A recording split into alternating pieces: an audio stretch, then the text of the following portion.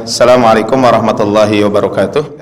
Beberapa Allah Subhanahu wa taala, alhamdulillah di malam hari ini kita bisa berkumpul di masjid ini, Masjid Al-Ukhuwah ini dalam keadaan sehat walafiat. Dan insyaallah di hari ini kita akan membahas tentang satu masalah yang ini secara spesifik mungkin masalahnya adalah masalah waris suami istri. Ya, jadi permasalahan waris suami istri ini lebih spesifik sebenarnya. Kalau kita berbicara tentang problem waris itu banyak, tapi lebih khusus lagi adalah suami istri. Ya, kalau ditanya mungkin ke bapak-bapak ya, rumah yang ditempati oleh bapak-bapak sekarang ini itu punya siapa Pak? Punya siapa Pak? Kira-kira Pak?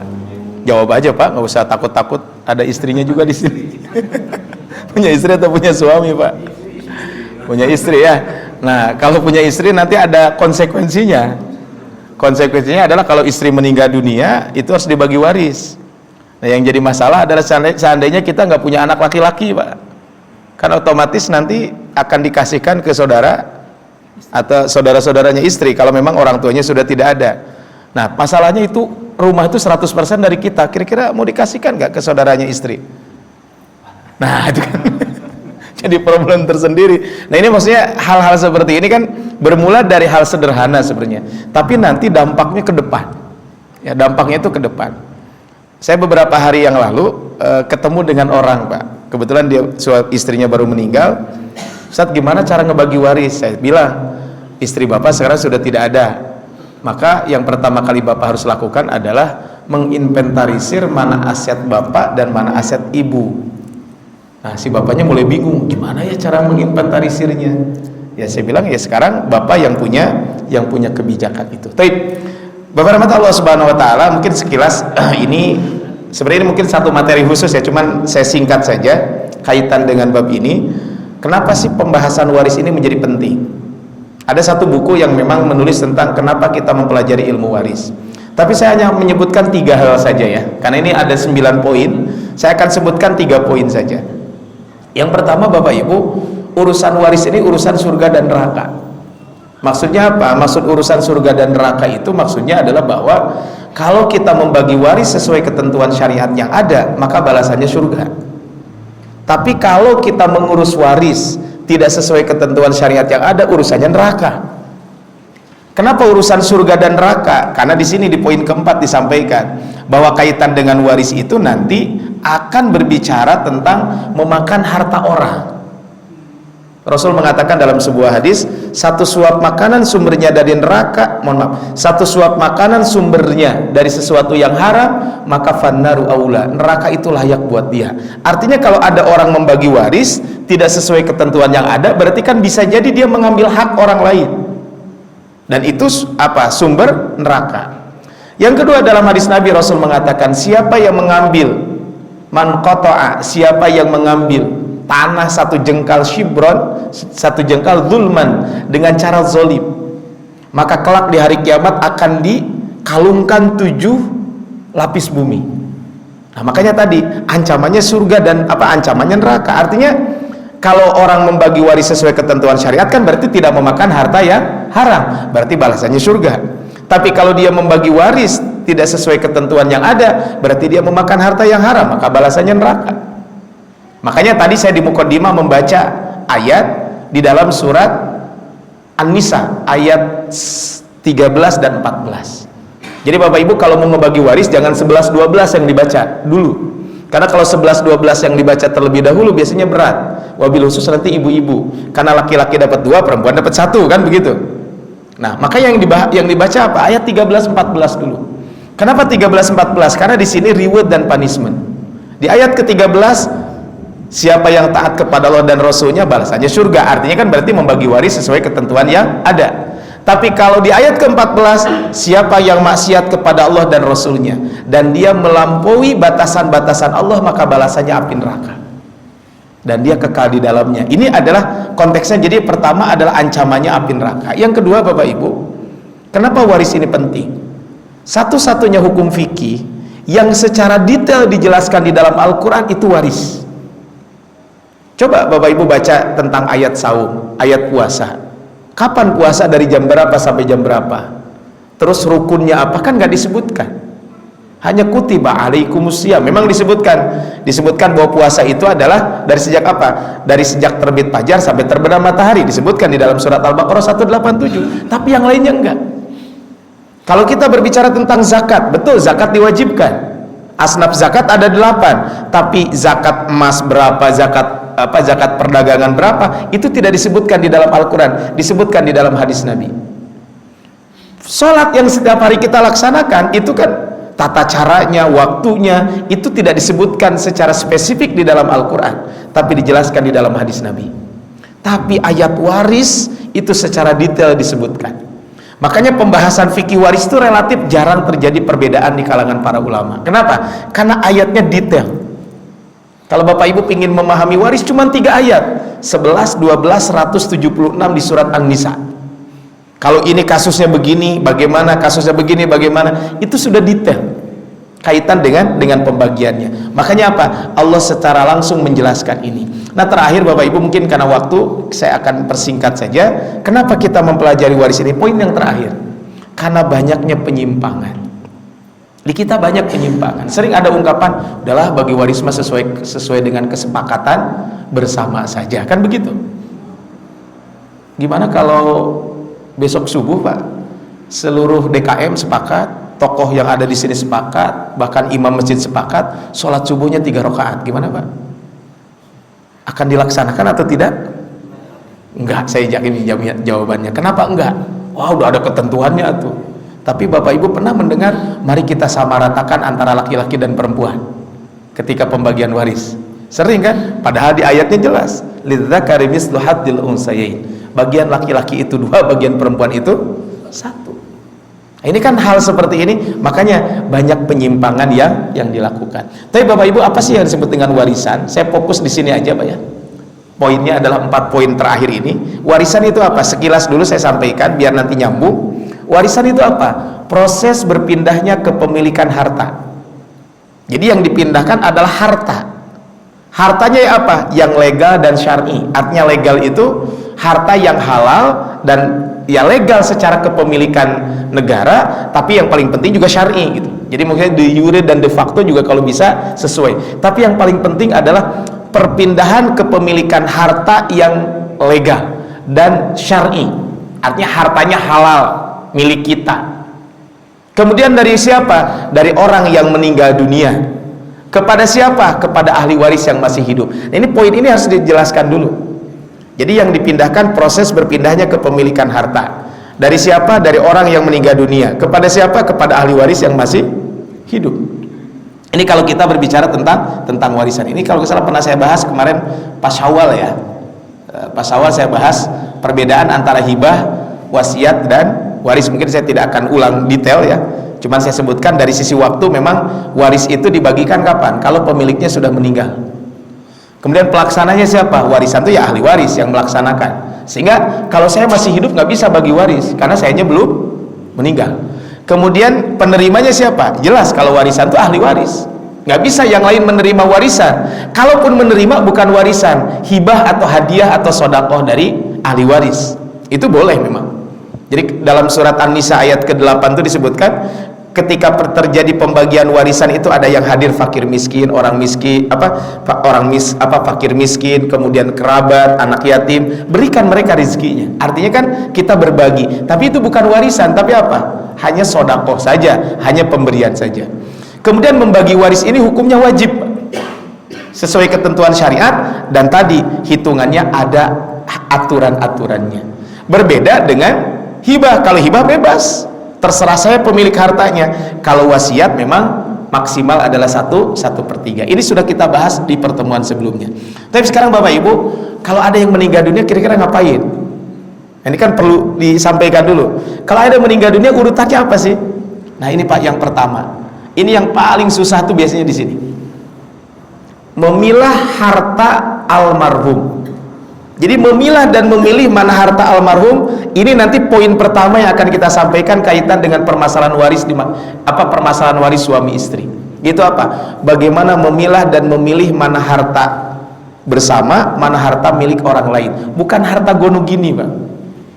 Karena dalam syariat Islam tidak ada harta gonogini, yang ada harta bersama. Kalau harta bersama itu apa beda Pak? Harta gonogini.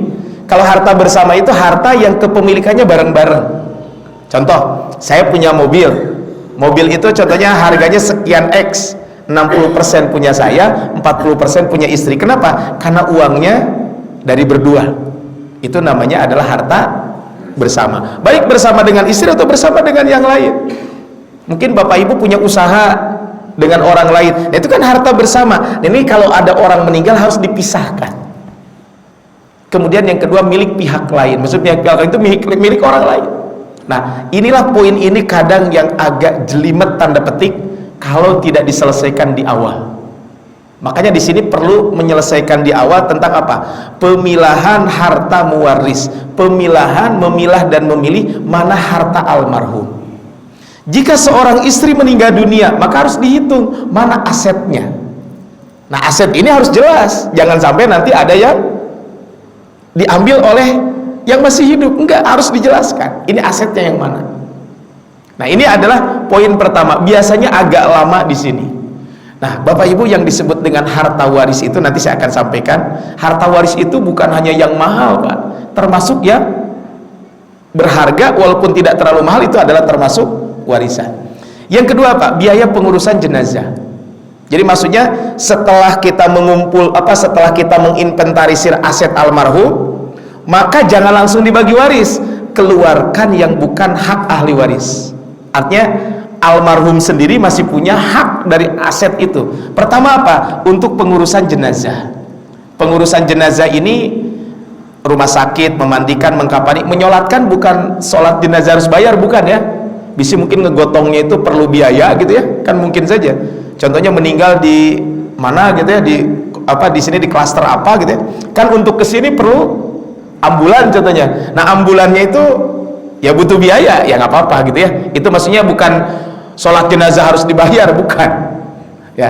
Kemudian menguburkan kan butuh biaya ya, minimal ya tukang galinya Pak, walaupun punya tanah juga yang ngegalinya tetap harus ya dibayar, walaupun dalam konteks dibayar ya mangga, itu sesuai dengan kebiasaan di kita. Jadi biaya pengurusan jenazah itu sebenarnya diambil dari aset almarhum. Jadi kalau ada orang yang meninggal dunia, maka apa? Biaya pengurusan jenazah itu diambil dari aset almarhum. Kafannya ya, kalau ahli waris mau membayarkan nggak masalah. Jadi pertama diambil dari aset almarhum. Kalau almarhum nggak punya aset, ahli warisnya. Ahli waris nggak ada, baitul mal. Dalam konteks di kita mungkin di masjid, biasanya di beberapa masjid kan suka ada seperangkat untuk memandikan jenazah, seperangkat untuk alat jenazah ya. Saya di masjid dekat rumah sering saya bilang ke pengurus yang ngurus jenazah, saya bilang jangan sampai di masjid ini nggak ada stok. Jadi kalau tinggal satu lagi ya siap-siap aja beli untuk stok berikutnya, karena kadang ada yang meninggal tuh berturut-turut gitu. Nah ini contohnya kan, ini butuh biaya kan. Biaya dari mana? Ya aslinya dari ahli waris. Cuman kadang kalau meninggal malam hari kan susah juga kita mau beli. Nah biasanya kan masjid suka menyiapkan, nanti biasanya ada keluarga yang begitu beres nanti mengganti. Nah itu diambil dari mana? Dari aset almarhum ya, termasuk biaya menguburkan dan lain sebagainya. Nah berikutnya Bapak Ibu, pembayaran hutang. Maksudnya adalah contohnya nilai aset almarhumnya sekian X, biaya pengurusan jenazah Y, kemudian hutang itu adalah contohnya Z. Nah hutang ini harus dibayarkan. Dan ada satu kebiasaan di kita Pak yang ini salah, yaitu apa? Kan begini, kalau almarhum punya aset 1 miliar, hutangnya 500 juta, berarti kan masih surplus berapa? 500. Siapa yang wajib membayarkan hutang 500 juta itu? Ahli waris dari aset almarhum. Tapi sekarang dibalik Pak, hutangnya 500, asetnya 500 juta, hutangnya 1 miliar. Siapa yang wajib membayarkan hutang almarhum? Ahli waris Pak ya, pasti jawabannya begitu ya. Kalau begitu saya siap jadi ahli waris Bapak Ibu. Saya marek ngutang tiap hari Pak. Nah ternyata Pak begini, ahli waris itu kalau tidak ada aset yang ada, tidak ada kewajiban melunasi hutang. Beda ya, tidak ada kewajiban. Tapi kalaupun mau membayarkan itu kebaikan. Beda ya kan, kewajiban dengan apa? Dengan kebaikan kan. Kalau kewajiban kan sekarang begini Pak, Kan selama ini identik ahli waris itu apa? Anak, suami, istri, kan begitu. Nah sekarang kalau ada orang yang hidup sebatang kara, Pak, maksudnya sebatang kara itu nggak punya pasangan, nggak punya anak, orang tua nggak ada, punya saudara. Kira-kira Bapak kalau punya saudara hutang 1 miliar, siap Bapak Ibu membayarkan ini hutangnya? Kan kalau kewajiban jatuh ke siapa? Ke ahli waris kan, berarti jadi saudaranya punya hutang. Yang hutang dia, kenapa saya yang jadi harus bayar hutang kan? Enggak, tapi kebaikan saja. Sebagaimana pernah terjadi di zaman Rasul, ada orang meninggal dunia. Ketika dia meninggal dunia, Rasul mau menyolatkan. Kata Rasul, apakah orang ini punya hutang? Kata para sahabat, dia punya hutang 2 dinar. Rasul bertanya, apakah orang ini meninggalkan aset? Enggak. Rasul enggak nanya, mana ahli warisnya? Enggak. Kata Rasul, solatkan teman kalian, solatkan sahabat kalian. Kemudian ada sahabat Abu Qatadah bilang, ya Rasulullah, saya yang siap membayarkan hutang orang itu. Maka Rasul kedua itu baru menyolatkan. Jadi Rasul nggak nanya ahli waris. Nah makanya Bapak Ibu sering saya sampaikan, kalau kita punya hutang jangan sampai melebihi aset yang kita miliki. Kenapa? Karena kalau kita meninggal dunia, ahli waris tidak wajib membayarkan hutang kita kalau tidak ada aset. Tapi apa? Kebaikan saja. Kalau ada istri meninggal, contohnya asetnya cuma sekian X tapi hutangnya lebih gede, maka sebenarnya suami, anak secara kewajiban enggak, tapi kebaikan. Iya, masa sih tega gitu ya, keluarga yang meninggal dunia nanti kan gara-gara hutang kan orang nggak jadi masuk surga, orang yang mati syahid aja nggak jadi masuk surga. Ini adalah pembayaran hutang. Nah kemudian berikutnya Bapak Ibu, pelaksanaan wasiat. Maksud tidak berlaku sebaliknya, kalau ada piutang tidak menjadi ditunda pembagian waris, maksudnya gitu ya. Nah kemudian berikutnya pelaksanaan wasiat. Wasiat ini 2 syaratnya. Tadi sudah disampaikan sebenarnya, yaitu 1, tidak boleh lebih dari 1/3, yang kedua nggak boleh kepada ahli waris. Nah di kita banyak Pak yang salah ya. Contohnya kalau nanti saya meninggal, ini rumah buat si bungsu ya, kalau saya meninggal nanti mobil buat istri aja ya. Nah, itu nggak boleh. Kenapa? Karena mereka itu ahli waris. Kata Rasulullah, wasiyata li warisin, tidak ada wasiat untuk ahli waris. Nah barulah setelah ini Pak pembagian waris. Jadi pembagian waris urutannya begini. Nah biasanya yang paling susah itu nomor pertama, itu apa? Memilah dan memilih harta ahli waris itu yang mana gitu ya. Nah makanya Pak, apa syarat harta itu? Ini kalau kita lihat kaitan dengan syarat harta yang harus dimiliki, pertama Pak, hartanya itu adalah halal dan tidak sengketa. Jadi dipastikan halalnya, makanya tadi legal dan syar'i itu bukan harta yang sengketa, dan itu memang halal hartanya. Yang kedua Pak, dimiliki selagi hidup. Dimiliki selagi hidup. Makanya contoh gini, santunan kematian. Kalau santunan kematian kira-kira itu milik siapa Pak? Milik ahli waris yang harus milik almarhum atau milik ahli waris? Nah kalau santunan kematian itu tergantung santunannya mungkin ya. Tapi kan gini contoh Pak, gini saya di kantor nih, di kantor kalau ada yang meninggal itu kantor sudah ada SOP, itu ngasih santunan ke keluarga. Tapi itu bukan dari iuran, bukan dari iuran teh, ya si karyawan nggak dipotong, cuman santunan aja. Nah itu sebenarnya bukan warisan Pak. Terserah ahli waris punten. Saya kalau nggak tahu kalau di sini, kalau di kampung saya Pak, di kampung saya ya tempat kelahiran saya atau di tempat tinggal saya sekarang itu, kalau ada yang meninggal itu suka ada baskom Pak. Baskom ditutup pakai kain warna putih gitu ya. Nah itu kan orang datang masukin apa? Kalau di Cianjur saya waktu waktu bibi saya meninggal itu beras Pak. Begitu beres pemakaman tuh kata paman saya, itu beras saya dapat berapa karung katanya. Nah itu bukan warisan Pak, itu mah nggak diserahkan kepada ahli waris, tidak mesti dibagi waris. Karena itu apa? Itu orang menyantuni. Makanya tadi dimiliki selagi hidup. Kalau pensiun kematian, nah tergantung. Makanya kalau dari si almarhum namanya apa? Dipotong setiap bulan gitu ya. Kemudian nanti kalau meninggal dikembalikan, nah itu nanti jadi warisan. Karena itu kan berdasarkan potongan.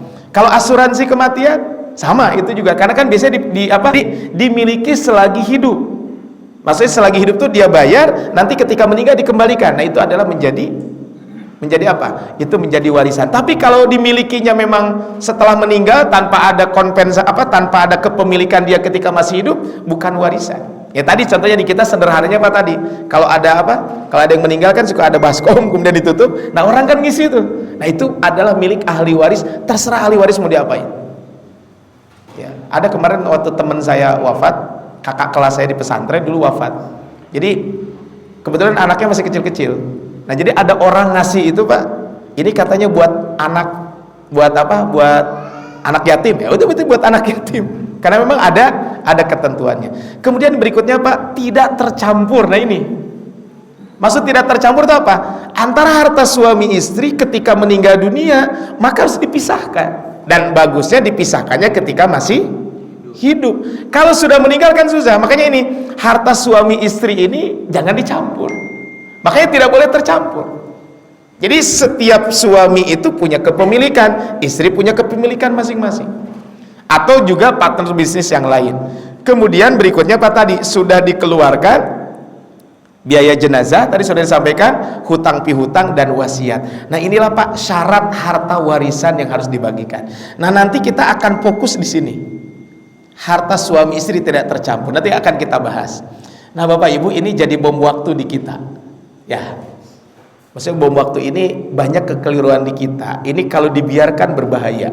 Apa? Satu, wasiat yang keliru. Wasiat keliru itu apa tadi?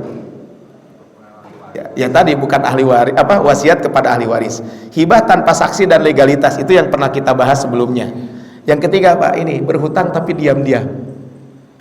Pernah ada kejadian suami meninggal, tiba-tiba istrinya tahu-tahu yang nagih banyak karena nggak dikasih tahu istrinya, atau istrinya ngutang tiba-tiba begitu meninggal banyak yang nagih, suaminya bingung. Makanya kalau hutang pihutang itu dibicarakan ya, jangan sampai nanti ketika meninggal dunia jadi bom waktu nantinya. Atau harta yang samar-samar, Pak. Bukan samar-samar itu tadi, ini gak jelas kepemilikannya. Nah, yang terakhir mungkin ini karena kita tinggal di negara hukum, mungkin secara legalitas juga penting diperhatikan. Karena legalitas juga sangat penting. Kan banyak kasus, Pak, contohnya ada di dulu bapak mertua saya itu pernah cerita, di sini tuh dulu ada masjid hilang, Pak, sekarang masjidnya katanya. Kenapa? Jadi dulu mungkin orang tuanya wakaf tapi nggak ada suratnya, diambil oleh ahli waris. Kan itu kan, nah legalitas itu juga penting. Walaupun mungkin legalitas ini secara hukum positif di kita ya, hukum positif. Tapi yang harta samar-samar ini adalah tentu yang tidak dibenarkan. Nah, Bapak Ibu, inilah kesalahan warisan di kita. Kita akan fokus di poin ke 3, 4, 5. Karena problem waris suami istri itu di 3, 4, 5. Pertama, hak waris laki-laki dan perempuan disamaratakan. Ini banyak kasus terjadi. Yang kedua, membagi waris saat masih hidup. Ini nggak boleh, karena itu namanya hibah. Pernah kita bahas. Nah, di sini 3, 4, 5 ini harta bersama suami istri. Tadi harta suami bercampur itu. Yang kedua, hak almarhum dikuasai istri atau suami.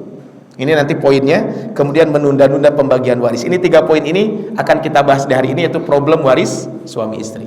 Yang keempat, Pak, bukan ahli waris yang meramaikan. Ini banyak ya. Gimana bukan ahli waris yang meramaikan tuh, Pak? Tetangga gitu ya. Makanya saya kalau ada pembagian waris, kemarin hari Senin, ada keluarga mau bagi waris. Pas ditelepon saya bilang, yang hadir siapa aja? Enggak, Sat, kami cuma anak dan ibu, karena yang meninggal ayahnya. Bagus, saya bilang, nggak usah ngajak yang lain. Termasuk menantu, Pak. Karena menantu itu bukan ahli waris ya. Kecuali kalau saya waktu pembagian warisan mertua saya, itu saya nggak ikutan, Pak. Duduk aja di pojok sama menantu-menantu yang lain. Cuman kebetulan saya dipanggil karena bukan sebagai menantu statusnya, sebagai konsultan. Jadi nanya gitu ya. Jadi bukan sebagai menantu statusnya. Karena kalau sebagai menantu ya saya di pojok. Ya saya kan nggak bisa ngapa-ngapain. Nah, itu mah hak mereka gitu ya untuk membagikan dan lain sebagainya. Cuman saya punya kewajiban karena ini istri saya. Kalau ada pelanggaran, saya nggak boleh gitu ya. Itu aja sebenarnya posisi saya di situ ya. Nah, kemudian pembagian berdasarkan kesepakatan. Ini sering terjadi ya. Penting mah ribut gitu ya. Yang ke-8, pembagian berdasarkan adat. Yang ke-9, ahli waris pengganti, Pak. Ini ahli waris pengganti ini di hukum positif kita ada ya. Ahli waris pengganti itu begini, Pak. Ada anak, ada ibu, ada cucu. Nah, si anaknya itu meninggal dunia duluan sebelum jadi anak, mohon maaf. Ada contoh ibu, anak, cucu gitu. Nah, si anak ini meninggal dunia duluan sebelum ibunya. Jadi anaknya meninggal, kemudian ibunya meninggal. Nah, cucu ini nuntut mana hak waris ibu saya. Padahal kan secara hukum waris, si cucu ini tidak dapat waris dari nenek. Kenapa? Karena ibunya itu, orang tuanya meninggal sebelum nenek itu gitu. Itu yang disebut dengan ahli waris pengganti. Jadi cucu nuntut warisan karena orang tuanya meninggal dunia duluan sebelum kakek neneknya. Nah, padahal kan dalam warisan itu adalah harusnya tadi dari orang yang meninggal kepada ahli waris yang masih hidup. Justru yang harus ngebagi waris siapa? Ya anak yang meninggal ini nanti kalau ada aset dikasihkan ke orang tuanya. Nah, kemudian menunggu laku dijual, Pak, ini banyak kasus terjadi. Dan yang ke-11 adalah parameter yang keliru. Apa maksudnya, Pak, parameter yang keliru? Di sebagian masyarakat kita, bagi waris itu suka ada dikaitkan dengan jasa. Kan ibu saya waktu sakit sama saya, berarti saya harus lebih banyak. Nah, itu nggak bisa, Pak. Karena bukan berdasarkan jasa, bukan berdasarkan like dislike. Kan ada, saya mah nggak mau ngasih dia, kenapa? Saya nggak suka sama dia. Nggak bisa, Pak. Jadi warisan itu bukan berdasarkan jasa, bukan berdasarkan apa namanya suka atau tidak suka, enggak. Yang namanya waris itu adalah aturannya. Selama dia ahli waris, ya dia harus mendapatkan warisan tersebut. Tapi baru kita masuk kaitan dengan problem waris suami istri. Kalau kita lihat di dalam Al-Quran, lihat di dalam surat An-Nisa ayat ke-12. Ini adalah warisan suami istri. Jadi warisan suami istri ini adalah An-Nisa ayat ke-12. Gimana dalam surat An-Nisa ayat 12? Di dalam surat An-Nisa ayat ke-12 ini disebutkan, kalau ya istri meninggal dunia tidak punya anak, maka suami dapat setengah. Kalau istrinya meninggal punya anak, maka suami dapat seperempat. Itu ketentuannya. Jadi laki-laki itu setengah atau seperempat kalau istrinya meninggal. Kalau punya anak seperempat, tidak punya anak setengah. Sedangkan istri kalau suaminya meninggal, tadi setelah aset suami murni 100% dikurangi hutang, wasiat, maka apa? Istri itu dapat 1/8 kalau suaminya punya anak, baik dari pernikahan dengan dia atau bisa jadi suaminya pernah menikah dengan perempuan lain dan punya anak, maka dapat 1/8. Kalau tidak punya anak, maka istri dapat 1/4. Nah, ini adalah ketentuan syariatnya seperti ini. Tetapi Bapak Ibu, yang jadi masalah di sini, ketika tadi saya sampaikan, syarat warisan itu adalah harta tidak boleh tercampur. Sayang apa yang Allah tetapkan dalam urusan pembagian warisan antara suami istri, dalam kenyataannya banyak nyaris tidak bisa melaksanakan. Kenapa Bapak Ibu tidak bisa melaksanakan? Masalahnya adalah sepele. Setidaknya orang memandang sebelah mata, padahal masalah ini berat. Masalah itu adalah karena suami istri punya harta saling bercampur, bercampur satu sama lain, di mana masing-masing sudah tidak bisa membedakan. Ya, contoh punten, Pak. Kadang ini menjadi ambigu di kita ya. Contoh begini, kan bapak-bapak ngasih uang ke istri itu gelondongan atau ini buat rumah, ini buat jajan, ini buat skincare, Pak? Gelondongan kan? Nah kan ibu-ibu teh apa pinter, punya saku, punya apa saku naloba kan gitu. Nah akhirnya disimpan gitu ya. Contohnya pengeluaran teh dikasih sekian X, ternyata dia ngeluarin hanya Y, masih ada sisanya tuh X itu. Nah kan ikutlah arisan. Arisan kan boleh ya, ikut arisan atau nabung, dibeliin emas. Pertanyaannya, itu emas punya siapa? Punya istri, bener Pak? Ridho Pak? Ridho atau enggak Pak? Nah ini maksudnya gini Pak, ini kan nggak ada kejelasan kan? Nah maksudnya nggak ada kejelasan, mungkin sederhana Pak, tapi ini dampaknya nanti kalau meninggal. Ya tadi Pak, kalau ada anak laki-laki mungkin habis warisan. Sekarang begini, taruhlah bapak teh ngasih uang sebulan sekian, istri teh nabung Pak. Setiap bulan tuh dari dikasih itu, nah ditabungin. Begitu ditabungin Pak, pokoknya jadilah pas meninggal, istri teh meninggal, dilihat ada emas 1 kilo Pak. Nah kan suami contohnya karena punya anak perempuan dapat 1/4, karena anaknya perempuan semua 2/3 buat anak perempuan, sisanya buat saudara-saudaranya suami istri. Kira-kira mau dikasihkan Pak? Emas 1 kilo loh Pak. Kalau sekarang kan 1 gramnya 2 juta ya. Mas batangan kan? Coba apa sabaraha. Aduh cenah cek urang Sunda mah punten Pak, teu mais teu meulem kitu bebeunangan. Dia enggak berkeringat kan tapi dapat warisan kan. Nah, ini kan dampaknya di situ, Pak. Makanya harus jelas di situ. Ya, kalau landasan keimanan ya kalau memang itu punya istri selesai. Nah, di sini Pak, kadang tadi. Nah, padahal Al-Qur'an menyebutkan istri kan dapat setengah atau istri dapat seperempat atau seperdelapan. Suami dapat setengah atau seperempat. Pertanyaannya, dari manakah harta suami kalau istri meninggal? Ternyata harta suami masih bercampur sedemikian rupa dengan harta istri dan tidak jelas berapa nilai harta yang menjadi milik suami. Contoh Pak punten ya, Bapak Ibu di rumah ada kursi Pak. Nah, pertanyaan saya, kursi itu punya siapa? Punya saya. Nah, ini Pak, maksudnya kan ini sederhana kan? Jadi jangan dikira warisan teh hanya rumah, kursi, apalagi Pak? Handphone, terus TV, kulkasnya 7 pintu atau berapa pintu? Kan itu teh warisan Pak, dan itu harus diselesaikan. Nah ini problem ini sebenarnya nanti akan saya sebutkan di ujung solusinya.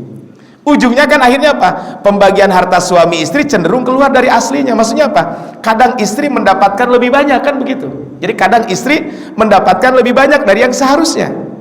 Atau kebalik, istri justru apa? Istri kadang mendapatkan lebih kecil dari seharusnya. Semua terjadi kenapa? Karena harta warisan, harta almarhum yang mau dibagi belum jelas status kepemilikannya. Lantaran kenapa? Masih bercampur Pak. Makanya memang idealnya Pak, idealnya apa?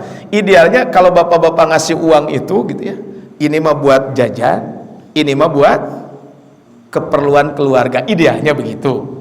Kalau nggak begitu gimana caranya? Mangga diobrolkeun we da aya keneh duanana. Ya. Tapi saya disclaimer heula Pak nya lamun uih aya nanaon gitu nya. Nah, ini diobrolin Pak. Jadi ini problem Pak. Dan saya menemukan kasus waris rata-rata di sini. Ini dari Senin sampai sekarang hari Rabu Pak. Ini udah 2 keluarga yang konsultasi. Dan pertanyaan saya pertama adalah, mohon izin saya bilang, harta almarhum yang mana? Jadi kejadiannya kebetulan yang satu suami yang meninggal, yang satu lagi istri yang meninggal. Pertanyaan saya pertama adalah mana harta istri, mana harta suami? Itu aja. Karena itu kan harus pertama kali dilakukan. Akhirnya bingung, yang mana ya harta suami, mana harta istri? Nah, kadang gini Pak, kadang mungkin ini sepele itu tadi. Akhirnya apa? Tadi harta suami dan harta istri kan jadi bercampur. Nah ini Pak, yang sering terjadi kan begini. Kan penyimpangan tuh gini Pak, ada harta bersama, ada harta bawaan, ada harta gonogini. Kalau harta bawaan nggak ada masalah. Saya sebelum menikah punya aset, atau saya punya warisan dari orang tua saya, istri saya punya warisan dari orang tuanya, itu nggak ada masalah Pak. Jadi itu nggak ada masalah. Tapi yang masalah itu kapan? Masalah itu adalah begitu saya menikah, awalnya tidak punya rumah, kemudian jadi punya rumah. Saya kasih contoh Pak. Ini real saya dengan istri saya. Saya bangun rumah. Kebetulan Pak, kebetulan keluarga istri saya itu punya material. Otomatis kalau saya beli harganya harga lebih murah kan ya. Karena apa? Yang ini kan keponakan ini ipar. Tapi kan kalau saya tidak menikah dengan istri saya, kira-kira dapat harga murah nggak Pak? Nah, kalau ngitung itu rumah punya siapa? Tanah punya saya, yang bayar ke material saya. Yang bayar ke material itu saya, bukan istri saya. Tapi kakak ipar saya, berarti kakaknya istri, ngasih harganya spesial. Kadang sebagian mah ngasih. Sebagian mah tidak ada harganya gitu ya, dalam konteks harga teh, udahlah ambil aja katanya, nggak apa-apa. Saya beli cat, udah ambil aja lah, nggak usah, ini udah kelamaan di sini katanya. Udah setahun nih, udah setahun bawa aja juga ke sana katanya, pakai aja kalau kamu pakai, udah nggak ada yang beli juga katanya. Udah pakai aja. Nah, kan kira-kira itu rumah itu punya siapa Pak? Nah ini kan jadi masalah kan. Nah ini maksudnya gini, harta bersama oke, nggak ada masalah. Kalau harta gono gini nggak ada dalam Islam. Karena dalam Islam tuh harta suami punya suami, harta istri punya istri. Dalam harta suami ada hak istri, dalam harta istri tidak ada hak suami. Itu bedanya. Tapi harus ada akad yang jelas. Nah yang sering masalah itu tadi harta bersama tadi Pak. Ya contohnya saya nggak bangun rumah. Kan kalau secara hitung-hitungan ya punya saya Pak.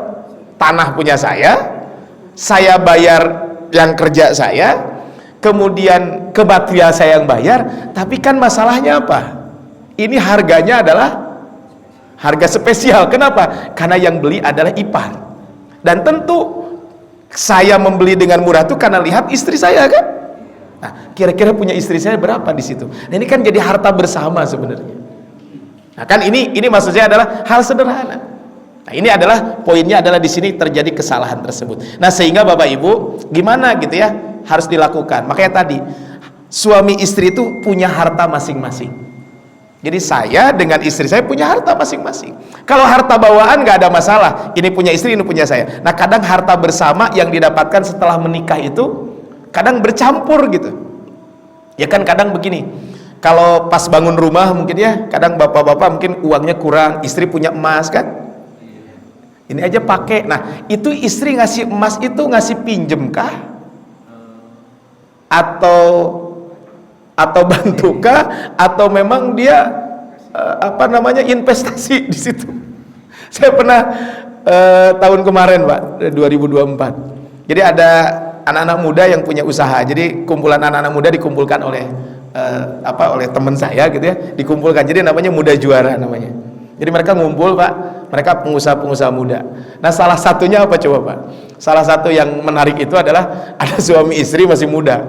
Kata istrinya, kok kamu nggak pernah ngasih nafkah katanya ke saya? Lah, hari itu kamu saya modalin katanya. Akhirnya apa? Jadilah rame Pak. Nah, ketika ditanya, itu modal punya siapa sebenarnya? Akhirnya saya bilang, udah kalian masih ada, ngisi ngobrol pulang ke rumah sana. Jadi kata suaminya, aku kan ngasih modal sama kamu. Nah, ini modal ini adalah, coba kalau bagi hasil berapa? Ini kamu teh ngasih atau gimana? Nah, kan jadi masalah. Makanya apa? Jadi masing-masing punya. Waktu itu karena dua-duanya masih ada, ya diselesaikan. Alhamdulillah selesai. Ya udahlah gini aja gitu kan, selesai. Kemudian harta bersama sesuai akad. Jadi gini, bukan harta gono gini Pak, harta bersama. Saya contohnya punya saya punya emas contohnya sekian gram. Nah, ini punya saya sekian, punya istri sekian. Ini harus ada akad. Nah, kenapa Pak harus harta bersama sesuai akad? Karena suami istri itu saling mewarisi. Jadi kalau suami meninggal maka dapat warisan. Kalau istri meninggal juga dapat warisan.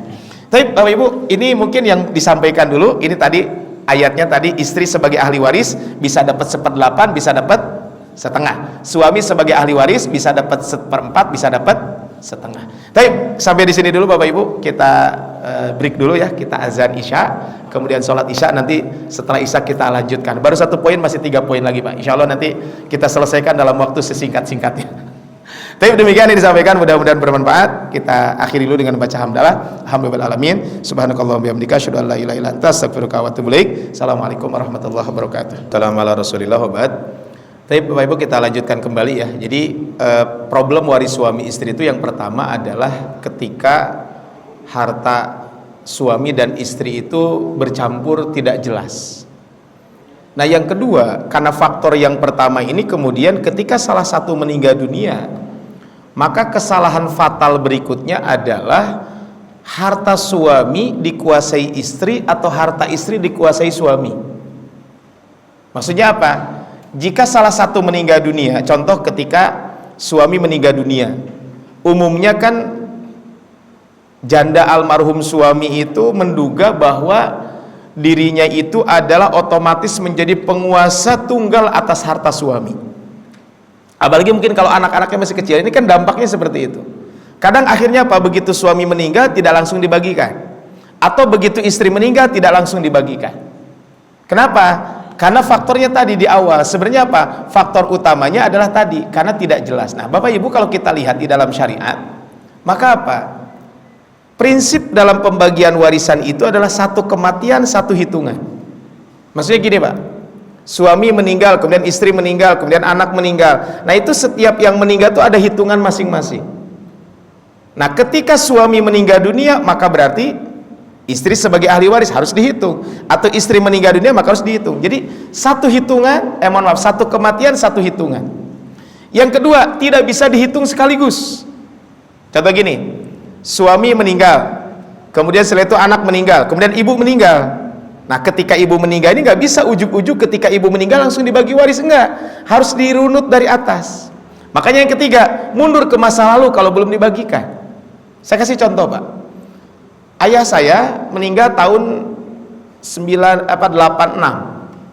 Ibu saya meninggal tahun 2014. Jadi jaraknya jauh Pak, sekitar 28 tahun. Nah, sebelum ibu saya meninggal, setelah bapak meninggal, itu ada kakak saya 3 apa 2 meninggal dunia. Jadi ada kakak saya itu yang meninggal dunia duluan. Nah, ketika ibu meninggal dunia, nggak bisa kalau belum dibagikan langsung dibagi, enggak. Berarti nanti dirunut dulu, ketika bapak meninggal, ahli warisnya siapa? Kemudian ketika anak meninggal, ahli warisnya siapa? Ibu saya dapat warisan. Nah, ketika ibu meninggal dunia, baru ahli waris yang ada ketika ibu meninggal siapa? Itu Pak. Makanya tadi poin kedua ini adalah biasanya ketika almarhum meninggal, suami meninggal, harta biasa dikuasai istri atau kebalikannya. Nah, Bapak yang rahmat Allah Subhanahu wa taala, kalau kita lihat dalam syariat kan ini, istri itu kalau nggak 1/8 ya 1/4 gitu. Ini tidak bisa lebih dari itu. Nah, kenapa harus segera dibagikan? Karena haram memakan harta anak yatim. Nah, Bapak rahmat Allah Subhanahu wa taala, maksudnya begini, ketika suami meninggal dunia, kadang harta dikuasai istri. Padahal kan harusnya dibagikan. Nah, kenapa harus dibagikan? Karena tadi istri itu cuma 1/8 jatahnya dari seluruh total peninggalan suaminya. Kemudian yang kedua, dalam pembagian waris jangan-jangan ada anak yatim. Sedangkan dalam Al-Quran dilarang kita memakan harta anak yatim. Dan jangan-jangan anak yatim itu adalah orang yang ada di sekeliling kita. Nah, terus gimana kalau anaknya masih kecil? Apakah harus dikasihkan begitu saja? Enggak. Jadi mereka tetap berhak atas warisan ayahnya. Namun istri boleh menyimpan kalau anaknya masih kecil-kecil. Jadi kalau anaknya masih kecil, contoh dulu ketika almarhum ayah saya meninggal, kan ibu langsung membagikan warisan. Nah, karena waktu itu saya masih usia 5 tahun, kakak saya baru SMP, satu lagi baru SMA. Maka waktu itu ibu dibagikan dulu seluruh aset. Kalau yang sudah nikah dikasihkan, tapi kalau yang masih kecil itu dikelola oleh ibu. Begitu saya dewasa, begitu saya sudah besar, maka kata ibu, ini adalah punya kamu dulu dari bapak. Jadi ibu menceritakan. Nah, kalaupun harus terpakai harta itu dengan kepentingan anak, gak apa-apa. Lihat di dalam surat An-Nisa ayat ke-6. Seandainya seorang ibu membiayai kebutuhan anaknya, tidak mampu, ternyata ada warisan dari suaminya untuk anak tersebut, maka nggak apa-apa, ibu itu mengelola aset tersebut ya. Bahkan kalau seandainya pun tanda petik numpang makan, nggak apa-apa, asal dalam Al-Quran bil ma'rufi, dengan cara yang baik. Jadi tetapi harus amanah membelanjakannya. Dan apabila si janda ini menikah lagi dengan laki-laki lain, nah kan di kita ada anggapan, wah ini janda kaya raya, padahal itu belum dibagi warisannya. Nah, ini hati-hati Pak. Ada kasus, saya pernah melihat satu kasus, seorang suami meninggal dunia, asetnya banyak Pak, anaknya laki-laki 1, perempuan 1. Nah, kemudian si istrinya ini nggak bagi waris. Kemudian akhirnya nikah lagi, ditipu, habislah sekian, nikah lagi ditipu, habis Pak. Sekarang anaknya masih SMP atau SMA gitu, asetnya sudah habis. Padahal kalau dihitung istri hanya dapat berapa? 1/8, 7/8 milik siapa? Anak-anaknya. Cuman karena tidak dibagikan ya tadi, menganggap ini adalah milik saya semua, nggak bisa. Nah, ini adalah kaitan dengan poin ini. Atau tadi harta almarhum dikuasai suami, maksudnya apa? Ketika istri meninggal dunia kemudian dikuasai oleh suami. Nah, ini kesalahan kedua Pak. Jadi setelah tadi harta almarhum, harta suami istri tercampur dengan tidak jelas, kemudian salah satu meninggal dunia tidak dibagikan. Padahal tadi konsepnya apa? Prinsipnya satu kematian, satu hitungan. Makanya kalau ada yang meninggal dunia segera selesaikan. Ada kejadian Pak di kota Bandung ketika di daerah dekat-dekat Pasteur situ Pak. Ketika masa Covid itu suami istri meninggal cuma jeda 1 hari. Saya nggak lupa istrinya dulu atau suaminya dulu. Yang jelas hari ini meninggal, besoknya meninggal pasangannya. Nah, ini harus segera. Nah, yang ketiga Pak, ini yang jadi masalah berikutnya. Karena suami meninggal tidak dibagikan oleh istri, istri meninggal tidak dibagikan oleh suami, maka apa? Akhirnya apa? Udahlah nunggu salah satu pasangan meninggal. Artinya apa? Nunggu aja nanti dua-duanya meninggal baru dibagi waris. Bahkan ada anggapan, punten Pak, kalau ibu meninggal atau bapak meninggal, kalau anak nagih atau mempertanyakan warisan itu dianggap anak ya tanda petik durhaka. Padahal itu ngambil haknya. Dengan alasan untuk menghormati istri yang menjanda hidup sendirian karena ditinggal wafat oleh suaminya, seringkali pembagian waris tidak segera dilaksanakan, ditunda-tunda, bahkan sampai ada yang puluhan tahun. Saya membayangkan Bu, Bapak Ibu, kalau ibu saya Ketika ayah meninggal itu tahun 86, ibu saya meninggal tahun 2014, kalau tidak dibagikan selama 28 tahun itu, tidak ada pembagian waris. Dan ternyata ada beberapa kakak saya tadi yang meninggal dunia duluan. Nah, padahal apa? Kalau sudah dibagikan gak ada masalah kan. Nah, ini kan sering terjadi, Pak, ditunggu. Ini apa? Sering ada anggapan, kalau ayah masih ada jangan bagi waris, kalau ibu masih ada jangan bagi waris. Iya, harta ayah, harta ibu jangan. Tapi harta pasangannya, ayah meninggal ya ibu harus bagi waris. Kemudian apa? Kalau ibu meninggal ya ayah bagi waris. Nah, tindakan keliru ini menyimpang. Kalau dicermati ternyata apa? Justru disebabkan sejak awal sudah melakukan kesalahannya itu apa? Tidak ada kejelasan hak kepemilikan masing-masing. Karena kan begitu suami meninggal kata istri, mana ya aset saya? Bingung. Ketika istri meninggal kata suami, mana aset saya? Ini adalah problem dari awal adalah seperti itu. Padahal ibarat Allah Subhanahu wa taala, kalau kita lihat kenapa sih orang itu menunda-nunda pembagian, nggak dibagi-bagi? Alibinya biasanya apa? Ingin menguasai sebenarnya, Pak. Cuman malu gitu ya, sehingga ditunda-tunda. Yang kedua, menunggu laku dijual. Ini juga banyak kejadian. Dan belum laku dijual. Ya gimana mau laku dijual? Pas saya sering dapat kasus pasaran 1 miliar, hayangna 2 miliarnya mau laku-laku atuh. Apalagi kadang orang menempati di situ. Kalau saya meninggalkan rumah ini nanti saya tinggal di mana? Kan akhirnya apa? Ya nunggu laku dijual nggak laku-laku. Atau bisa jadi apa? Menunggu ayah atau ibu wafat dua-duanya baru dibagi. Atau yang terakhir sering ada pesan, nah kalau mama meninggal ini jangan dibagi, buat nanti aja kalian kumpul. Padahal ini semuanya adalah salah. Jadi nunggu pasangan dua-duanya meninggal dunia. Ini kan dampak berikutnya. Padahal ibarat Allah Subhanahu wa taala, ini nanti mungkin ada pembahasan khusus ya. Harta yang belum dibagi waris itu statusnya apa? 1 amanah, 2 hutang, 3 rampasan, 4 temuan, 5 harta tidak bertuan. Maksud harta tidak bertuan kan berarti tidak boleh menjual warisan yang belum dibagikan. Kan sering kasus terjadi, Pak. Warisan belum dibagikan tapi ini ngejual, ini ngejual, ini ngejual. Padahal itu harta punya siapa? Kan syarat jual beli itu apa? Barang yang diperjualbelikan itu milik penjual. Bapak ibu ada yang mau beli mobil? Kalau mau silakan Pak, 15 juta di luar pilih aja. Mau pilih siapa? Nggak tahu. Boleh nggak? Nggak boleh, orang bukan milik saya. Kan harus ada Nah ini sekarang ngejual sawah. Punya siapa? Ya punya orang tua. Orang tuanya sekarang nggak ada. Karena orang tua tidak ada berarti apa? Jadi milik siapa? Milik seluruh ahli waris yang ada. Nah padahal ancamannya ini Pak. Kalau menunda-nunda pembagian waris ini ancamannya. 1 Pak, memakan harta anak yatim. Kan disebutkan di dalam Al-Quran, ya kalla bal la tukrimunal yatim wa la tahaduna ala ta'amil miskin wa ta'kuluna turasa aklan lamma. Dalam Al-Quran, ara'aital ladzi yukadzibu biddin fadzalikal ladzi yad'ul yatim. Menghardik anak yatim aja nggak boleh, tidak memberi makan, apalagi ini memakan harta anak yatim. Yang kedua Pak, memakan harta yang haram. Naudzubillahi min dzalik. Yang ketiga Pak, tidak amanah. Kalau tidak amanah berarti khianat. Yang keempat, zolim. Rasul mengatakan matlul ghani yudulmun, menunda pembayaran hutang bagi yang mampu itu kezoliman. Berarti kalau ada orang yang nggak mau bagi waris padahal dia mampu membagikan, berarti dia zolim kepada saudara-saudaranya. Kemudian juga munafik. Kenapa disebut munafik? Karena tadi orang munafik itu kan wa idza tumina khana, kalau diberikan amanah dia khianat. Itu orang munafik kan. Harusnya apa? Kan ini amanah, harta warisan yang belum dibagikan itu amanah. Karena ini amanah harus segera dibagikan. Ini dalil-dalil yang disebutkan Pak ya. Saya lewat saja karena poin terakhir yang perlu saya sampaikan adalah ini. Kemudian apa Pak? Karena kesalahan-kesalahan ini akhirnya apa? Akhirnya ujungnya adalah kesalahan ini terus beruntun. Dimulai dari tadi harta yang tidak jelas, kemudian apa? Suami meninggal tidak dibagi, istri meninggal tidak dibagi, kemudian apa? Akhirnya menunggu dibagikan, salah satunya meninggal, dan karena nunggu orang itu meninggal, gak meninggal, justru anaknya dulu yang meninggal dunia. Maka ujungnya apa Pak? Kesalahannya kan beruntun. Kesalahan pertama apa? Saya ulangi, ketika pasangan suami istri contohnya sama-sama bekerja, sama-sama menghasilkan harta, tapi sesama mereka itu lalai dan alfa, tidak ada urusan administrasi serta pencatatan aset yang detail.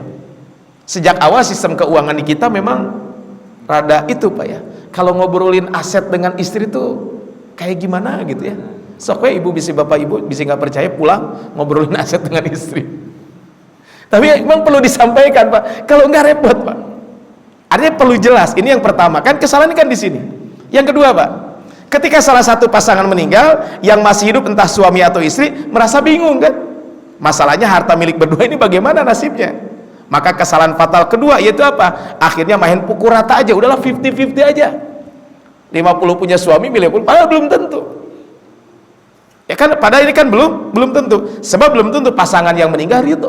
Saya sering tanya ke ibu-ibu. Ibu-ibu saya bilang kalau ada rumah harganya 1 miliar, 800 juta punya suami, 200 juta punya istri. Mau nggak kalau jadi 50-50? Pasti jawabannya mau kan? Dia punya 200 juta kan jadi punya 500 juta kan? 50-50 mau kan? Sekarang saya balik, saya bilang. Punya ibu 800 juta, punya suami 200 juta. Mau nggak 50-50? Enggak.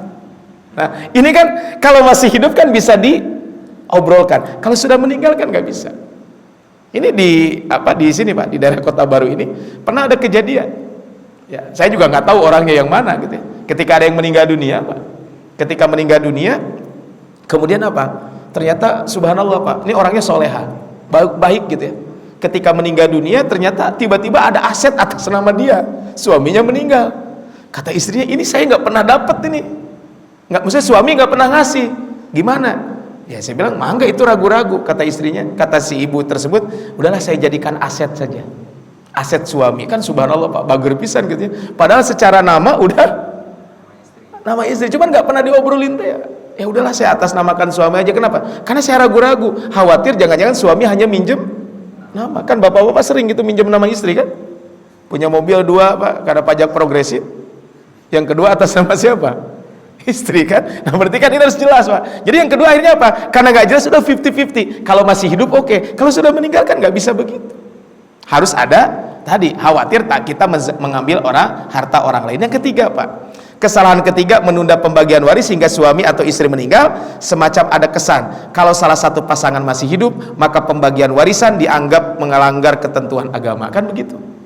Suami meninggal kalau bagi warisnya istri teh asa kumaha gitu. Atau istri meninggal kalau anak nanya ke suami, ke ayah tentang harta warisan ibunya kan jadi seolah-olah menjadi kurang bagus. Nah, ini adalah kesalahan ini. Sayang di diri kita ini banyak banyak terjadi seperti ini. Bahkan tadi semacam ada semacam ada ketentuan tidak tertulis kalau nanyain warisan ketika salah satu masih ada itu asak gimana gitu. Yang terakhir Pak, ini dampak berikutnya. Ketika penundaan pembagian warisan dilakukan semaunya, maka muncul kesalahan terakhir. Bisa jadi calon ahli waris meninggal dunia duluan. Ya tadi Pak, kalau saya contohkan, alhamdulillah ibu saya ketika meninggal ayah langsung dibagi. Kebayang nggak Pak, kalau ibu saya tidak membagi waris ketika ayah meninggal, ada kakak saya yang meninggal, padahal kan dia ahli waris. Nah banyak kasus terjadi Pak. Akhirnya apa? Jadi jelimet. Saya pernah nanganin kasus waris itu harus ngebaginya 6 kali. Kebayang Pak, jadi bapaknya meninggal, anaknya meninggal, terus ini meninggal, ya nikah deui, nah kan kemudian ini meninggal, kan itu beda pembagiannya. Saya bilang harus dirunut dulu. Nah ini kan ketika nenek meninggal, sahanya ahli warisnya nggak ada. Pernah kejadian Pak, jadi akhirnya apa? Yang repot itu pas ada kejadian waris, ini beda kasus, itu pas yang ternyata yang sengketa itu sekarang apa? Sepupu dengan sepupu. Karena begitu meninggal dunia, ada pamannya meninggal dunia nggak punya anak. Sedangkan yang saudara pamannya itu nggak ada, yang ada adalah sepupu-sepupu, kan mereka jadi ahli warisnya. Nah akhirnya disitulah jadi rame. Gara-gara apa? Sederhana di awal, harusnya dibagikan. Karena ini ditunda, akhirnya apa? Bisa jadi ahli waris ini adalah tidak kebagian warisan, padahal keburu meninggal dunia duluan. Nah kesalahan ini tentu jangan sampai berulang. Nah Bapak Ibu, kira-kira solusinya apa? Terakhir ini materi saya. Solusinya sederhana Pak, cuma 2. Satu, suami istri menetapkan. Ini Pak poinnya. Nah menetapkan mangga diselesaikan oleh Bapak Ibu. Mau teliti atau mau sederhana Pak? Teliti itu contohnya gini, Bapak beli mobil gitunya, atau Bapak bangun rumah, oh istri pernah nyumbang 5 gelas kopi, nah itu dihitung Pak, 5 gelas kopi gitunya. Terus nyumbang bata 200 bata gitunya. Nyumbang semen 5 sak, itu namanya teliti Pak. Mangga mau begitu silahkan. Atau mau sederhana udahlah daripada pusing, Bapak dengan Ibu ngobrol, udahlah daripada pusing 60 punya saya, 40 punya kamu. Atau dibalik, atau 50-50, mangga lah. Ini kan sederhana. Kalau mau dirinci, contohnya lemari punya istri, kasur punya suami, rak sepatu punya, ya kan kalau yang berharga kan bisa Pak. rak sepatunya itu terbuatnya dari apa kan? Nah ini bisa, tapi udahlah daripada pusing, jadi 50-50 aja. Pokoknya mah seluruh aset yang ada milik berdua, 50-50 atau 60-40 atau 70-30, mah enggak, disepakati. Ini Pak, jadi ini yang pertama. Jadi suami istri harus menetapkan mana haknya masing-masing. Ini yang pertama. Yang kedua Pak, setelah kita menetapkan, ini tidak kalah pentingnya, suami istri mendeklarasikan kepada calon ahli waris. Jadi Bapak Ibu kalau sudah sepakat dengan pasangan, setelah itu panggil ahli waris. Ya kalau sudah pada dewasa, ya panggil aja. Contohnya anak-anak sudah dewasa, panggil aja anak-anaknya. Nah, ini mama dengan papa, ini ayah dengan ibu, atau umi dengan abi sudah sepakat bahwa ini begini, maka apa? Maka saya ingin menyampaikan kepada kalian tentang kepemilikan aset ini. Sehingga nanti anak-anak tahu. Saya alhamdulillah ketika bapak mertua saya meninggal, nggak terlalu kesulitan ngebagi. Walaupun ketika itu ibu mertua meninggal, kemudian bapak menikah lagi setelah meninggal. Nah ketika ibu meninggal sudah selesai, bapak meninggal, karena kita sudah tahu asetnya, bapak tuh tahu, anak-anak tahu aset bapak tuh yang mana. Sehingga ketika meninggal, ya udah jelas, ini punya bapak, ini punya ibu sambung. Ya udah clear, tinggal dibagikan. Nah, tinggal tadi deklarasikan. Ini kadang yang lemah pada kita. Sehingga anak-anak kan gak ada yang tahu. Saya tadi contohnya ketemu dengan seseorang, ya anak saya tinggal di luar negeri, yang ini tinggal di sini. Jadi mereka juga nggak tahu gimana. Ya saya bilang, jangankan anak bapak aja ditanya bingung kan, mana punya bapak, mana punya istri kan. Nah, deklarasi apa Pak yang dideklarasikan Pak ini? Apa yang dideklarasikan? Satu, jenis hartanya apa? Contohnya rumah kah, mobil kah, tabungan kah, atau apa? Perusahaan kah? Yang kedua Pak, ukuran dan nilainya. Nah, yang ketiga ini tidak kalah penting, bukti kepemilikan. Maksud bukti pemilikan itu mungkin surat-suratnya Pak. Contohnya mobil ada dua-duanya atas nama suami, tapi mobil yang ini punya suami, mobil ini punya istri. Kalau bukti kepemilikannya berbeda, disampaikan. Contohnya rumah milik berdua, tapi suratnya atas nama istri, contohnya, ya nggak apa-apa. Tapi tadi kepemilikannya. Ya memang kalau ada rezeki mau kenotariskan atau dibalik namakan mah enggak. Tapi kalaupun belum sempat, minimal bukti kepemilikan itu jelas. Contohnya ini rumah masih atas nama suami gitu ya, tapi ini sebenarnya punya mama gitu. Nah ini sebenarnya rumah punya anak pertama, tapi masih atas nama ayah atau atas nama ibu kan. Ya ini kan harus jelas. Jadi dideklarasikannya ini. Nah sebenarnya Bapak Ibu, problem waris tadi itu selesainya tadi. Satu, masing-masing harus memisahkan mana harta masing-masing. Yang kedua, dideklarasikan kepada ahli waris. Ya tentu di samping ini adalah teknis, tentu yang paling penting buat kita adalah tadi merenungkan surat An-Nisa ayat ke-13 dan 14. Jadi Bapak Ibu kalau mau ngebagi waris, ingat surat An-Nisa ayat 13 dan 14. Kalau ngebagi sesuai syariat, surga. Tidak sesuai syariat, neraka. Gitu aja. Karena kan kalau sudah bicara surga neraka kan itu serem ya. Saya nggak mau ngambil saya daripada mengambil hak orang, udahlah lebih baik saya ikhlaskan kalau memang ragu-ragu contohnya. Tapi kan kalau tidak berpikir surga neraka, akhirnya apa? Banyak kasus orang orang mengambil semaunya. Tapi Bapak Ibu, itu saja mungkin yang bisa disampaikan di hari ini. Masih ada waktu ya, berapa menit nih? 10 menitan lagi ya. Mangga mungkin kalau ada yang mau ditanyakan dari Bapak Ibu semuanya, ada yang mau sharing barangkali, mangga ya. Tidak mesti pertanyaan ini, kalau ada yang lain juga mangga aja Pak. Alhamdulillah, silakan jemaah apabila ada pertanyaan masih dari sini dulu Pak. Untuk materi nanti saya kirimkan Pak ya, dalam bentuk buku. Jadi ada buku problem waris suami istri, nanti dikirimkan nanti ke panitia. Mungkin nanti mangga Bapak Ibu mau dicetak boleh, tapi jangan diperjualbelikan karena ini wakaf dari penulisnya. Jadi ada orang yang menulis buku tentang problem waris suami istri. Nah, kemudian saya buat slide dari buku itu. Nah bukunya diwakafkan, silakan kalau mau dicetak tapi tidak diperjualbelikan. Mangga ya, nanti saya kirimkan. Mangga, betul. Assalamualaikum warahmatullahi wabarakatuh. Assalamualaikum. Ustaz, materinya yang cukup menarik. Ya, sebagaimana kita juga mengenai waris itu sendiri, terus terang saya sendiri sampai belum memikirkan sampai sedetail ini. Nanti efeknya cukup fatal juga akhirnya nantinya ya dengan ahli waris.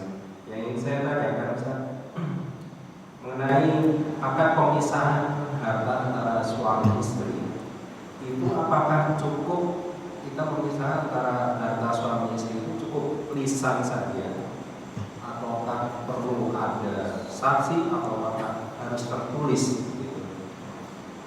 Kemudian yang kedua, misal beli mobil second lah, mobil itu belum dibalik nama. Nah itu nanti jadi harta siapa ya? Kalau misalnya udah beli belum dibalik nama, kemudian salah satu itu suami atau istri meninggal seperti itu.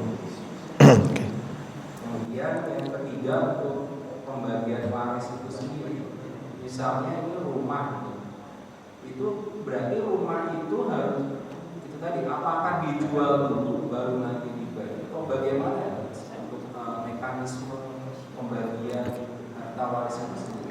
Ya. Ini ada 3 pertanyaan ya. Jadi yang pertama, kalau suami istri sudah sepakat gitu, apakah cukup dengan lisan atau tertulis? Baiknya tertulis. Baiknya tertulis. Kenapa tertulis, Pak? Kadang kalau dengan lisan kadang suka lupa orang ya. Saya lagi ada kasus, Pak. Dulu orang mengingat ini diwakafkan, ini diberikan, tapi begitu sekian tahun kemudian kan kadang ada perubahan-perubahan itu kan kadang namanya hati orang itu kan suka bolak-balik ya, muqallibal qulub sabit qalbi ala dini, kan yang penting. Kadang banyak kasus Pak, masjid digugat oleh ahli waris. Saya pernah tinggal di salah satu tempat itu masjid digugat Pak oleh generasi ketiga. Ya mungkin alhamdulillahnya waktu itu surat menyurat DKM-nya cukup lengkap sehingga begitu dituntut ini. Jadi supaya ini ketika tertulis kan mengingatkan kita juga ketika kita oh ya kita sudah tertulis gitu. Jadi baiknya adalah tertulis. Nah apakah ke notaris? Ya nggak apa-apa, enggak lah, tertulis. Nah tadi makanya sampaikan tertulis ya, cukup suami istri aja yang tahu lah, tertulis gitu ya. Mungkin kalau ada baterai dan lain sebagainya, supaya nanti saling mengingatkan ketika ada apa-apa di kemudian hari kan kita jadi tahu oh iya. Nah kan kalau sudah akad jelas. Nah kemudian berikutnya adalah tadi makanya disampaikan kepada ahli waris supaya nanti ketika tulisan bisa jadi hilang, kitanya jadi lupa ngomongnya tadi mobil punya istri jadi diambil lagi gitu kan. Nah maka apa, kalau ada kita sudah sampaikan ke ahli waris, minimal nanti kita akan diingatkan. Itu ya yang pertama mungkin gitu ya. Jadi manggalah mau sebenarnya dengan lisan aja udah cukup, namanya hibah kan sudah cukup, cuman tadi tertulis akan lebih baik.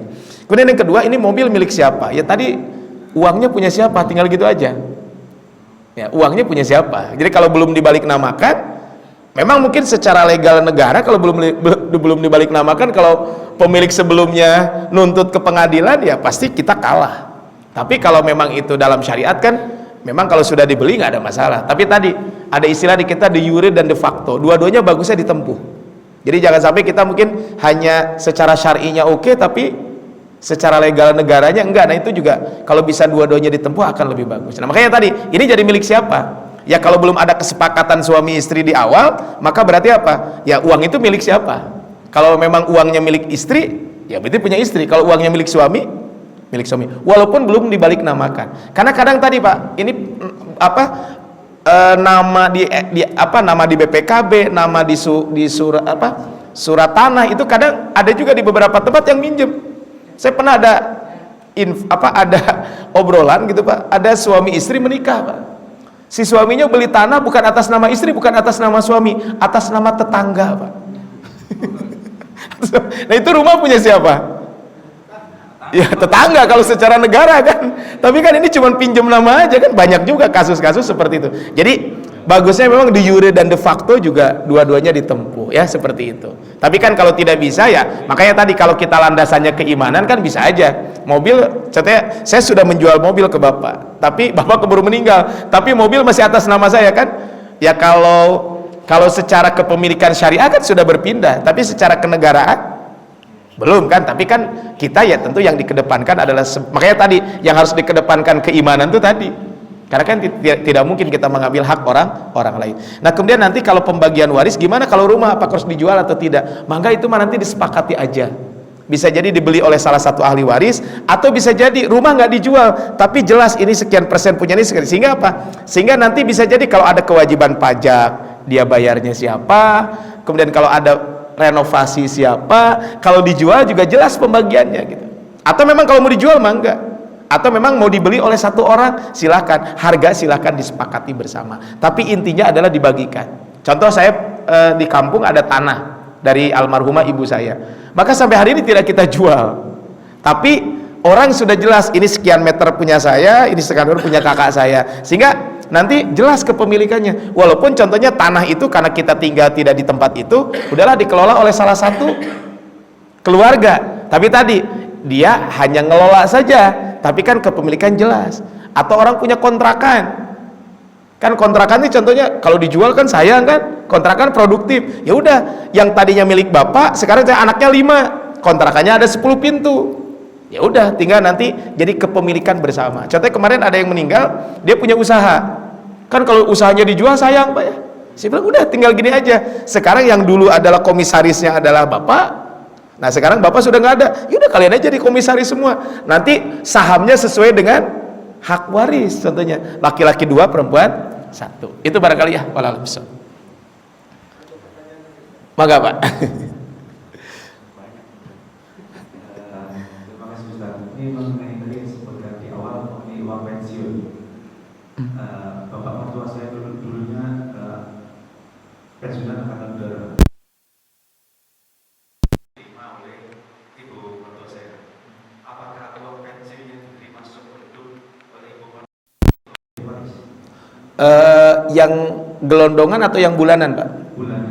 Yang bulanan enggak pak, itu memiliki kalau secara di negara kita kan kalau bulanan itu mah santunan ini ya, santunan apa namanya, buat janda ya dan anak yatim kan dari awal nomenklaturnya begitu. Jadi itu mah enggak termasuk apa namanya, bukan termasuk warisan yang harus dibagikan. Karena itu mah kan begitu orang ini meninggal, maka kan sebenarnya itu nanti akan kembali ke siapa? Ke istri dan anak. Tapi kalau seandainya ibu mau ngasih ke anak-anak ya mangga sesuai jatah waris nggak apa-apa. Tapi biasanya kalau itu mah secara negara juga itu memang dari awal suami juga ketika dipotong kan memang niatnya untuk anak dan istri kan seperti itu. Beda pak mungkin dengan asuransi.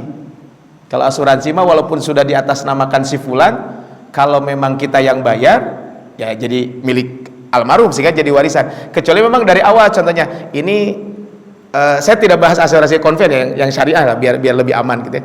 Yang syariah. Nah, kecuali kalau asuransi syariah contohnya ini memang punya kamu gitu walaupun dari saya gitu ya. Jadi saya hadiah ke anak saya sehingga nanti kalau ada apa-apa ya itu memang jadi milik anak saya bukan milik saya. Cuman uangnya sumbernya dari saya. Itu Pak barangkali wallahu a'lam ya. Ada yang lain mungkin Bapak Ibu atau cukup? Cukup kayaknya lah, nanti langsung dipraktekkan pulang dari sini silahkan ngobrol dengan pasangannya masing-masing. Tapi Bapak Ibu kalau ada hal-hal yang mungkin nanti mau didiskusikan nggak mesti di forum ini Pak ya, mangga mungkin nanti nomor saya bisa dipinta ke DKM ya, nggak apa-apa, nomor saya silahkan aja kalau ada yang mau konsultasi by phone aja gitu ya. Tapi jangan telepon, WA aja Pak. WA nanti kalau memang perlu telepon nanti kita janjian jam berapa teleponnya. Khawatir Bapak Ibu telepon sayanya sedang ada acara kan, kok cuma ngasih nomor tapi ditelepon nggak diangkat. Nggak, insya Allah Pak, nanti kalau ada pertanyaan by WA biasanya saya jawab ketika saya memang sedang tidak beraktivitas di perjalanan atau apa, biasanya saya akan jawab satu persatu. Kalau memang harus ditelepon biasanya saya akan minta tolong telepon aja, karena biasanya Babu Waris itu saya selalu minta telepon. Bukannya apa Pak, kalau Babu Waris itu karena nanti ada TikTok tanya jawab yang kadang kalau pakai WA nanti salah persepsi gitu ya, seperti itu. Tapi demikian Bapak Ibu, materi tadi sudah saya kirimkan, cuman sedikit ke 29 halaman. Nanti Bapak Ibu nanti bisa baca di rumah tentang problem waris suami istri. Jadi nanti sebelum Bapak Ibu ngobrol dengan pasangannya mungkin di-share dulu buku itu gitu ya. Biar nanti tidak bertanya-tanya ada apa ini kok tiba-tiba bertanya tentang waris suami istri. Tapi itu saja mungkin yang disampaikan, mudah-mudahan bermanfaat apa yang disampaikan di hari ini. Nanti ditutup oleh MC hadan lakum ajmain. Wallahul muwaffiq ila aqwamit thoriq. Nasrun minallah fatun qarib ihdinas siratal mustaqim wa basyiril mu'minin. Assalamualaikum warahmatullahi wabarakatuh.